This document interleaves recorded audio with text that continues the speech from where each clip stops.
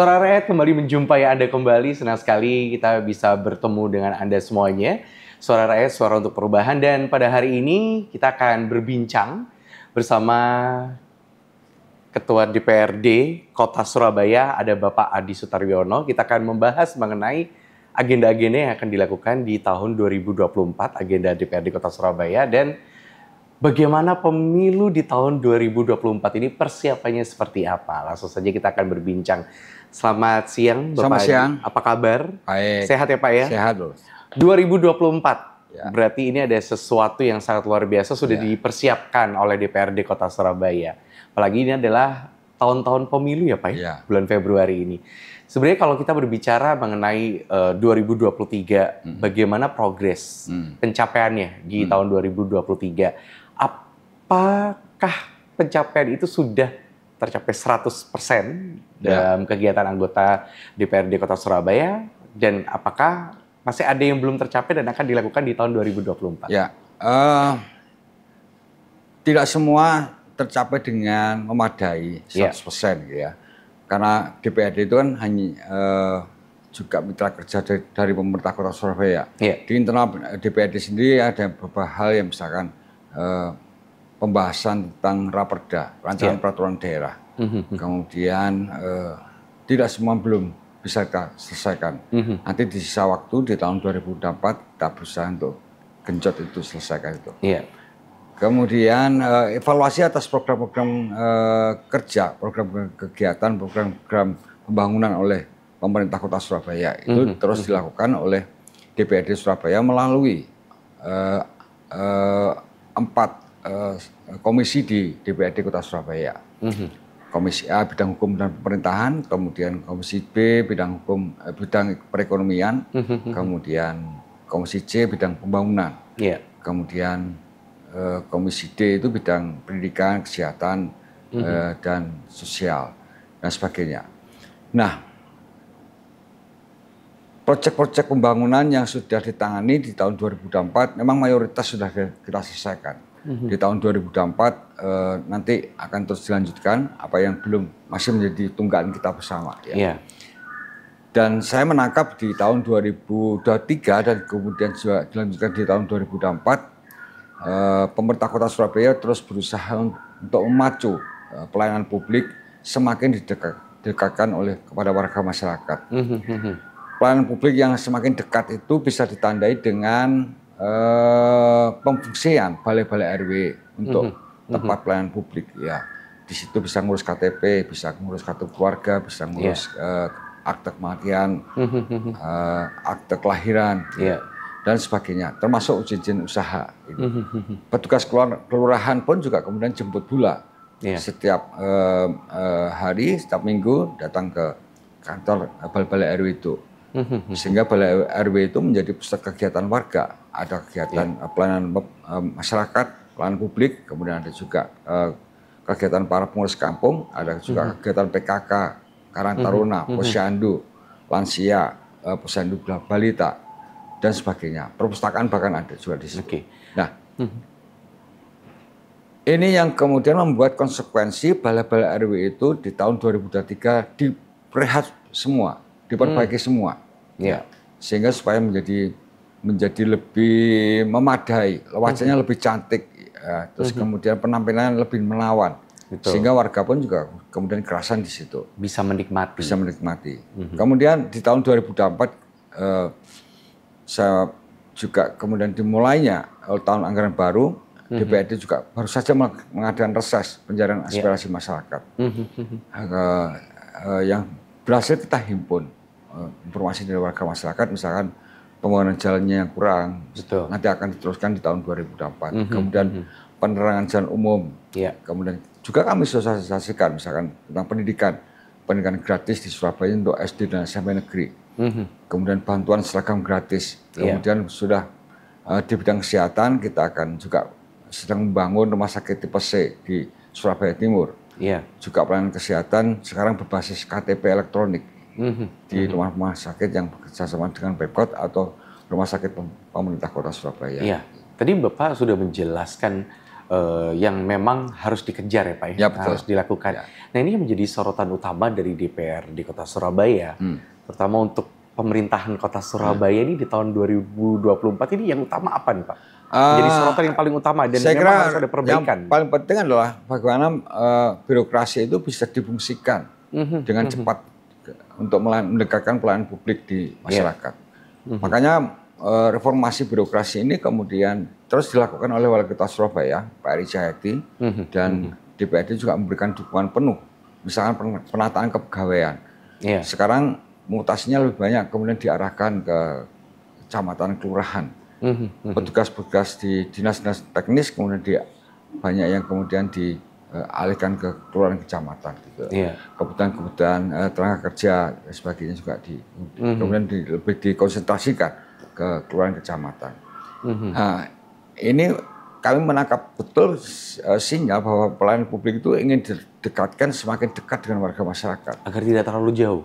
Tidak terlalu jauh misalnya. Ngurus KTP misalkan tidak perlu ke kantor kelurahan, tidak perlu ke kantor kecamatan, bahkan tidak perlu ke kantor Siola. Bisa dibayangkan kalau semua ngurus KTP di kantor Siola, kemudian orang Surabaya pada numpuk di sana dan kemudian akan membuat loading pelayanannya menjadi susah. Tidak maksimal? Ya, tidak maksimal. Padahal sekarang eranya sudah era digital. Iya, betul. Nah, berarti akan adanya sosialisasi lebih dalam lagi kepada pemerintah yang ini ya, khususnya di Kota Surabaya juga, untuk menjangkau daerah-daerah di balai-balai tersebut untuk bisa digunakan lebih maksimal lagi. Sudah, saya kira setahun kemarin sudah warga masyarakat pun juga sudah semakin tahu, kenapa kok balai RW itu difungsikan dengan multifungsi dan direhab dan sebagainya itu. Kemudian pemerintah Kota Surabaya juga membentuk kader Surabaya Hebat atau KSA. Ini akan membantu seluruh pekerjaan di kampung-kampung di level RT bahkan. Kalau ada masalah dengan persoalan rumah yang mau roboh misalkan. Kemudian persoalan kebersihan, persoalan jentik nyamuk, persoalan stunting, persoalan orang putus sekolah, anak putus sekolah, dan sebagainya itu. Termasuk fasilitas berbagai kebijakan yang lain, misalnya beasiswa pemuda tangguh untuk membantu pelajar SMA dan SMK itu, dan sebagainya. Nah memang Surabaya kemarin juga dapat sorotan tentang stunting juga ya Pak ya? Bagaimana cara bisa mengatasi itu, mengentas itu semuanya agar stunting di Kota Surabaya ini bisa berkurang gitu? Saya kira Puskesmas itu memberikan edukasi yang semakin intensif di tahun 2023 ini. Memang stunting ini menjadi perhatian kita semua. Bagaimana mungkin di era tahun 2023 masih ada balita-balita yang tumbuh dengan stunting. Ini tidak hanya terbatas pada soal kemiskinan loh, tapi terutama ketidakperhatian orang tua terhadap anak, soal nutrisinya, lingkungannya, airnya, dan sebagainya itu. Nah, kemudian diberikanlah edukasi, tambahan permakanan, tambahan gizi yang mencukupi itu. Sehingga di treatment seperti itu, para balita stunting berangsur-angsur kemudian tumbuh dengan sehat. Kan tidak, misalkan kita perhatian juga kalau anak balita stunting itu dibiarkan dan akhirnya menjadi tumbuh generasi yang tidak sehat. Baik, ini kita akan lanjutkan kembali perbincangan kita bersama Bapak Adi Sutaryono, Ketua DPRD Kota Surabaya, mengenai proyek-proyek ke depannya, apa yang harus dilakukan oleh DPRD Kota Surabaya di tahun 2024 dan masa-masa pemilu di tahun 2024 ini. Tetap di Suara Rakyat, Suara untuk Perubahan.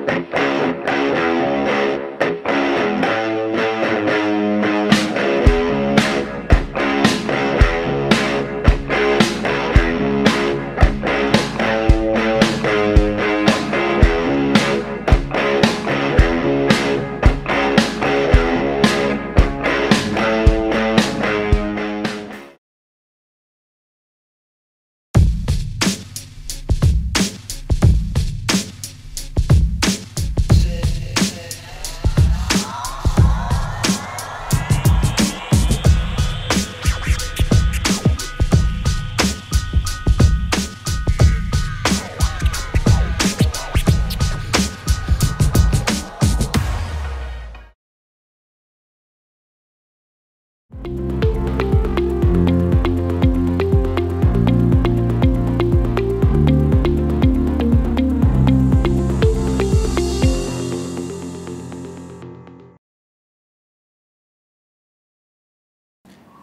Rakyat kembali lagi dan masih bersama dengan Bapak Adi Sutarbiono, Ketua DPRD Kota Surabaya, masih membahas tentang rencana-rencana yang akan dilakukan di tahun 2024 oleh DPRD Kota Surabaya, termasuk sorotannya kepada pemerintahan Kota Surabaya.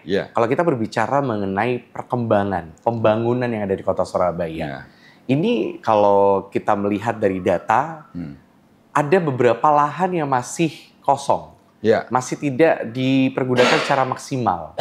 Ini bagaimana DPRD Kota Surabaya untuk bisa menekan terus pemerintahan Kota Surabaya untuk memaksimalkan ini, untuk perencanaan pembangunan di Kota Surabaya agar merata. Pak.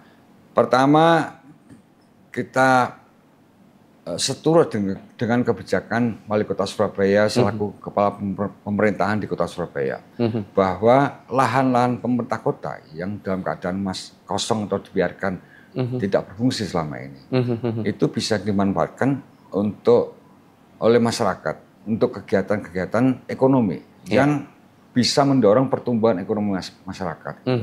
Terutama karena Surabaya pada saat itu juga Wali Kota Surabaya baru saja dilantik di masa pandemi COVID-19 dan kemudian butuh dorongan yang cukup kuat untuk supaya ekonomi di Surabaya tumbuh dengan baik sekali. Kalau misalkan ada inisiatif dari warga masyarakat untuk menggarap lahan-lahan milik Pemkot, ya mungkin bisa diajukan kepada pemerintah Kota Surabaya. Dan itu betul-betul di-assessment adalah untuk pertumbuhan ekonomi, bukan saja perseorangan, tapi terutama komunitas, komunitas, pertumbuhan ekonomi masyarakat, sehingga pertumbuhan ekonomi itu bisa mengungkit pertumbuhan ekonomi di satu kawasan itu. Kemudian yang kedua, soal pemerataan pembangunan pun juga saya lihat sudah semakin menyentuh ke area-area pinggiran. Kemarin saya bertemu dengan salah seorang warga masyarakat yang bertempat tinggal di kawasan timur. Kawasan timur dulu adalah kawasan yang sangat dalam dekat dengan pantai timur Surabaya. Tapi masyarakat di sana malah kemudian kebijakan dari pemerintah kota itu berusaha untuk menyentuh, untuk mereka. Diusulkan misalnya, tolong kalau bisa mobil PRWD bisa menjangkau kami, sehingga kami tidak perlu menggunakan kendaraan pribadi gitu. Artinya orang di pinggiran pun sudah connect dengan kebijakan di pusat kota. Dan saya kira di barat pun demikian, di utara pun juga demikian, di selatan pun juga demikian. Artinya kue pembangunan ini sedapat mungkin itu bisa dinikmati oleh seluruh warga masyarakat di semua kawasan, dan kemudian menjangkau ke semua lapisan, terutama kawasan sosial yang rentan sekali secara sosial. Kemudian kita misalkan bertempat tinggal di Surabaya Timur ini misalkan sudah seperti tempat tinggal di tengah kota. Tengah kota ya Pak ya, pusat ada tamannya, ada sekolahnya, kemudian ada fasilitas rekreasi, kolam renang dan sebagainya. Ada wisatanya bahkan lebih komplit gitu ya.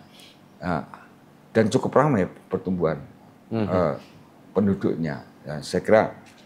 Saya kira ini membersihkan satu harapan bahwa pemerataan di Kota Surabaya ini semakin menjangkau ke semua kawasan dan ke semua lapisan.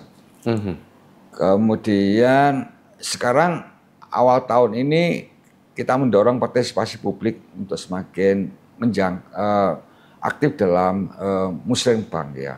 Musrembang melalui tokoh-tokoh masyarakat yang bisa mengusulkan pembangunan.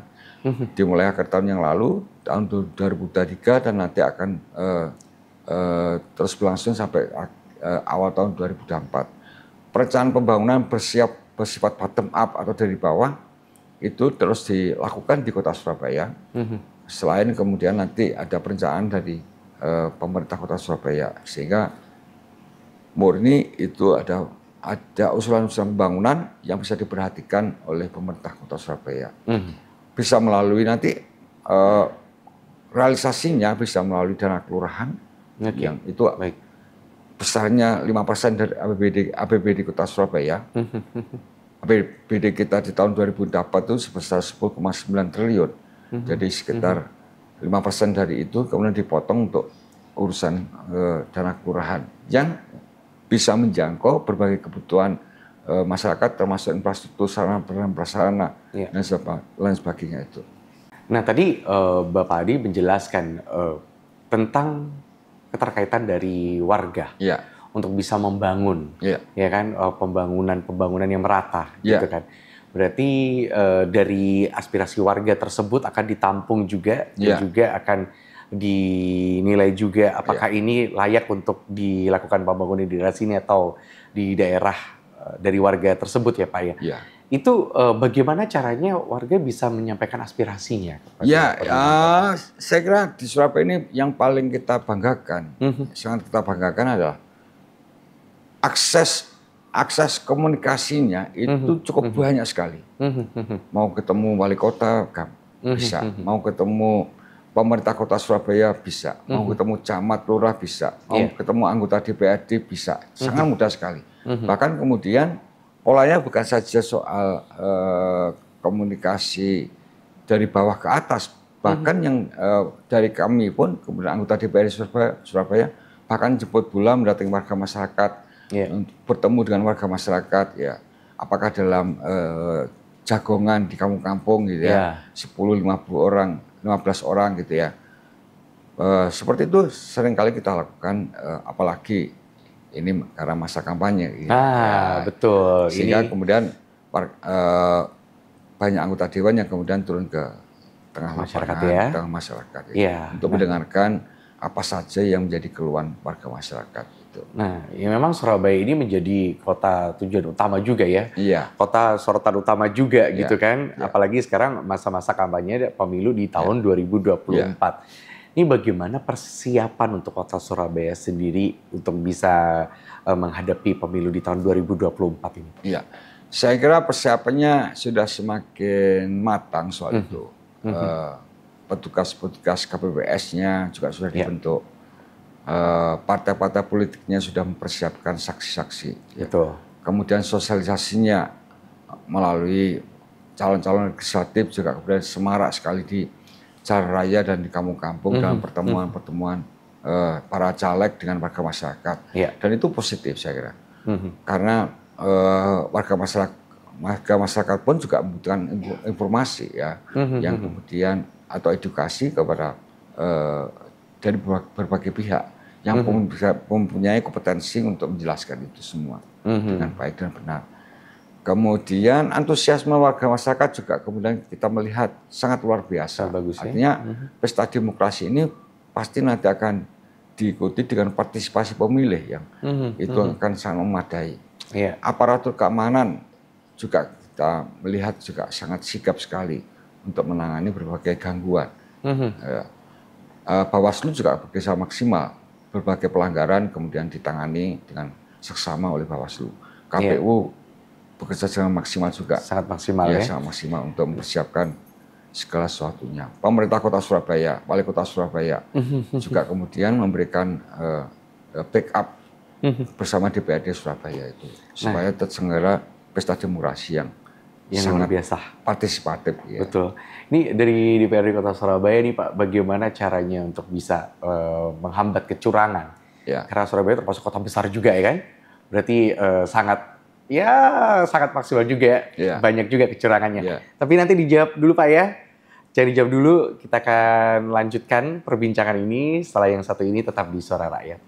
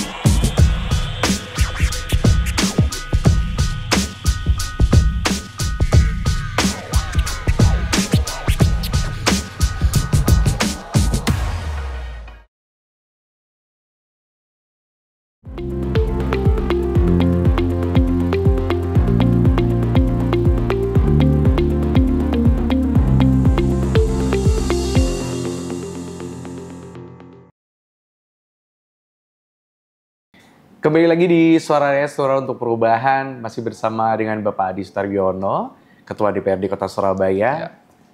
Ini yang menjadi pertanyaan yang saya suka nih. Ya. Bagaimana mengatasi kecurangan-kecurangan yang ada, apalagi Surabaya adalah kota besar. Dari yang DPRD Kota Surabaya sendiri, apa yang nantinya akan dilakukan gitu untuk menghambat kecurangan-kecurangan tersebut? Yang pertama dari sisi kelembagaan, ya. Pemerintah negara sudah membentuk Badan Pengawas Pemilu. Jadi saya berharap Bawaslu ini betul-betul fair terhadap semuanya. Ada pemilu presiden dan wakil presiden, kemudian ada pemilu legislatif. Karena itu begitu banyak hal nanti akan ditangani atau sedang ditangani.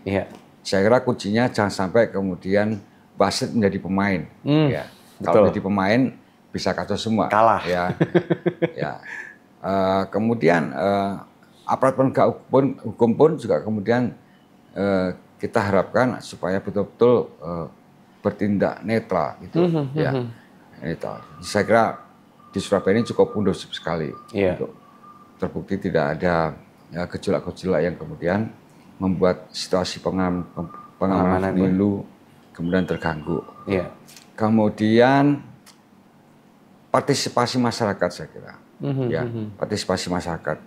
Kalau ada kecurangan sekarang sudah ada media sosial misalkan untuk bisa lapor langsung, melaporkan soal itu semua. Saya kira semakin kesini semakin partai politik, semakin calon legislatif semakin sadar atas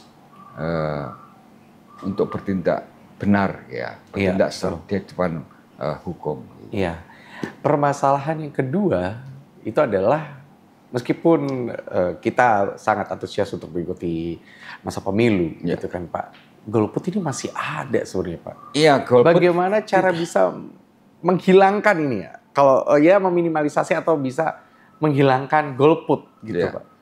Golput itu sebentar. Partisipasi pemilih pada pemilu tahun 2019 di Surabaya ini mencapai di angka di atas 70%, bahkan 75%.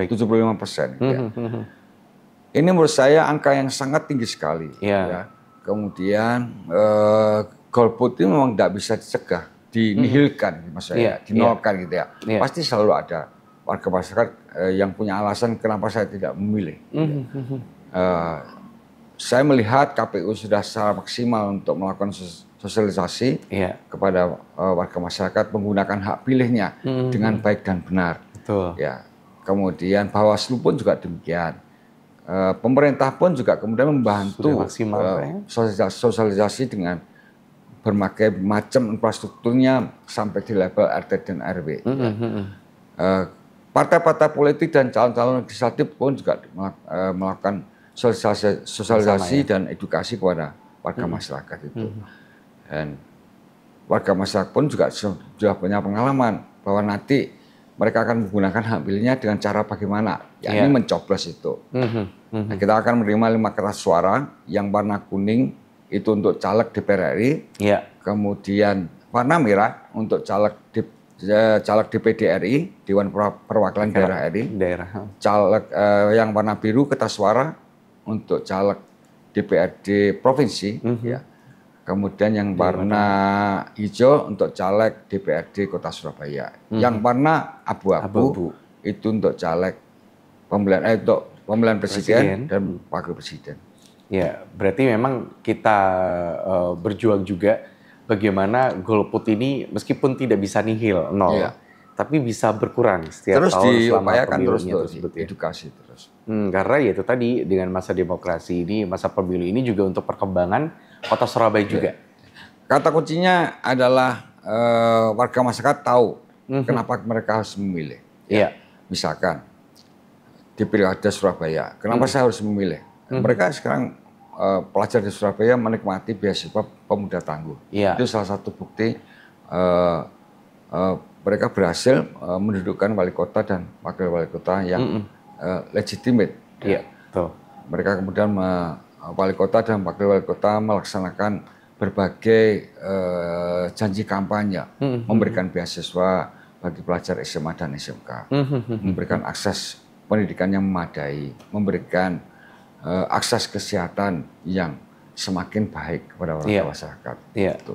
Artinya dengan memilih pemimpin yang baik dan benar itu kemudian akan berbuah kebijakan-kebijakan yang berpihak kepada kepentingan masyarakat, kemajuan masyarakat, dan kesetaraan masyarakat. Berarti jika Anda menikmati perubahan yang Anda nikmati sekarang, jangan golput nantinya. Iya. Gitu. Kalau misalkan, saya kira tidak ada satu orang warga pun yang tidak menikmati pembangunan di Surabaya ini. Betul. Jalan diperbaiki, banjir semakin ditekan, kemudian pendidikan juga semakin berpihak kepada kepentingan rakyat, kesehatan pun juga demikian. Saya kira Surabaya ini adalah kota yang aman dan nyaman, betul. Dan kota metropolitan, dan kita semua ini adalah berkat pemimpin kita yang kemudian bisa menata kota ini, memimpin kota ini dengan sangat baik. Itu adalah hasil pemilu di era demokrasi ini loh. Iya. Di era multipartai seperti ini. Dengan Anda mengikuti demokrasi ini, gitu kan, ikut membangun juga kejujuran demokrasi ini, Anda juga akan menikmati hasil dari semuanya itu. Mungkin Pak Adi ada yang disampaikan kepada pemirsa di rumah. Oke, tanggal 14 Februari tahun 2024, pukul 7 sampai pukul 13.00. Seluruh warga masyarakat yang mempunyai hak pilih akan diundang ke tempat-tempat pemungutan suara terdekat atau TPS, yakni warga masyarakat berusia 17 tahun dan seterusnya. Gunakanlah hak pilih kita, gunakanlah hak pilih Anda dengan sebaik-baiknya di bilik-bilik suara, menggunakan hak pilih dengan cara mencoblos pada kertas suara yang sudah disediakan oleh petugas TPS. Kertas suara yang warna abu-abu untuk pemilihan presiden dan wakil presiden. Kertas suara yang warnanya merah itu untuk caleg DPD RI. Kertas suara yang warna kuning adalah untuk caleg DPR RI. Kertas suara yang warnanya biru itu untuk caleg DPRD Provinsi Jawa Timur. Kemudian yang terakhir yang warnanya hijau untuk caleg DPRD Kota Surabaya. Silahkan warga masyarakat untuk menyalurkan suaranya dengan langsung, umum, bebas, dan rahasia, serta jujur dan adil. Mari kita awasi, mari kita sambut pemilu ini sungguh-sungguh sebagai pesta demokrasi, perwujudan dari kedaulatan rakyat, dan kemudian kita awasi bersama supaya pemilu ini jujur dan adil. Semoga terpilih pemimpin Indonesia yang akan memimpin Indonesia menjadi nakoda Indonesia 5 tahun ke depan, 2024 sampai tahun 2029, juga wakil rakyat yang bisa bekerja untuk kepentingan warga masyarakat. Terima kasih. Baik, terima kasih. Saya sampaikan juga kepada Bapak Adi Sutaryono, Ketua DPRD Kota Surabaya, perbincangan yang sangat luar biasa. Semoga Surabaya ini memiliki perkembangan yang luar biasa dalam pembangunan dan untuk mensejahterakan masyarakat yang ada di Kota Surabaya. Terima kasih Bapak. Terima kasih juga untuk pemirsa yang sudah setia menonton, sudah setia menunggu kehadiran suara rakyat, suara untuk perubahan. Saya Drujilan pamit, terima kasih. Sampai jumpa.